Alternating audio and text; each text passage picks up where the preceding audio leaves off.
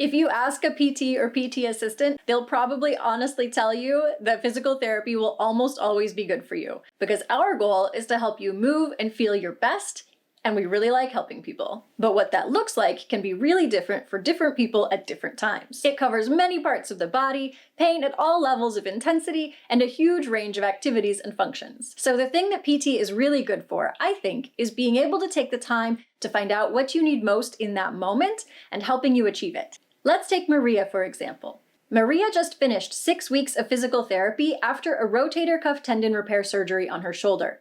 The surgeon recommended this because her tendon had become stretched and frayed until it hurt so much she couldn't even raise her arm to brush her hair. What she needed most was to be able to recover from surgery and use her arm without pain.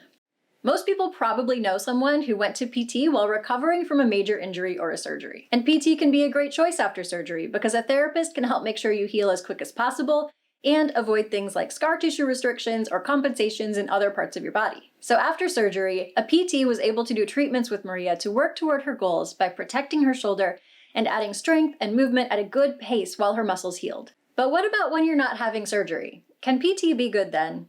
Hi, I'm Heather, and I've been working as a doctor of physical therapy for more than 10 years. I started this YouTube channel to pass on some of that knowledge to more people like you. Hopefully so more people will know how and when a PT can help, and to teach some of the techniques I've learned to keep you moving without pain. So before Maria had surgery, what could PT have been good for? Maria first noticed her pain had become a major problem around 7 months ago, when she reached for her drink and it hurt so bad she dropped the glass. To try to avoid the pain and make it feel better, she switched to using the other hand. But when it didn't get better, she had to keep moving tasks to the other hand because it hurt when she tried to use that arm. Eventually, she was no longer able to use or lift her arm because it just hurt too much, which led to her surgery. What Maria needed most was still to be able to use her arm without pain, but because her tendon was probably being damaged at this point, to do that would mean stopping the damage to stop the pain. By using our PT knowledge of the body and movement, therapists can do tests and work with doctors to find out where the damage is coming from. Then, do hands-on treatments to help teach new movement patterns and protect the damaged area and let it heal. A lot of times, this can even be enough to keep pain from coming back and get a person back to normal life without surgery. Because undoing actual damage isn't always possible though, chronic and severe pain do sometimes need surgery. In these situations, a doctor or insurance company might request therapy to make sure that non-surgery treatments have been fully tried and that surgery actually is the best option. Physical therapists training focuses on the sciences of body movement, healing processes, soft tissue protection of muscles and joints, and pain management, which makes us particularly well qualified in situations like this. And even if surgery is needed, having PT beforehand could shorten the amount of time it takes to recover afterward, because the therapist will already have helped work toward protecting and supporting the damaged area. What about preventing damage? Can physical therapy be good for that? Absolutely. In fact, if Maria really thought about it, she'd been having this pain off and on for several years before she had to stop using her arm. A couple of times she'd needed to take a break from her weekly yoga class because her shoulder hurt. She just figured it would heal on its own with rest. Even though she could still usually use her arm, and it usually didn't hurt, a pattern was developing that showed Maria's ability to keep using her arm might be at risk. What she needed most was a plan to keep her arm moving and techniques to prevent the wear and tear that caused damage to her tendon. Physical therapy can be especially good for treating injury or pain at this point because we can do tests and look for patterns with risk of wear and tear, even when there isn't constant pain. PTs and PTAs are like 3D puzzle masters, where the puzzle is the body. We spend years learning extremely in-depth knowledge of how individual muscles work together with joints and nerves and forces like gravity to create the physical mechanics that move us around. PTs then help get those movement patterns working in a way that removes pain and prevents damage. Back to Maria again. Even before she had to take a break from yoga, she'd noticed the same shoulder got new little tweaks of pain off and on, mostly in the evenings.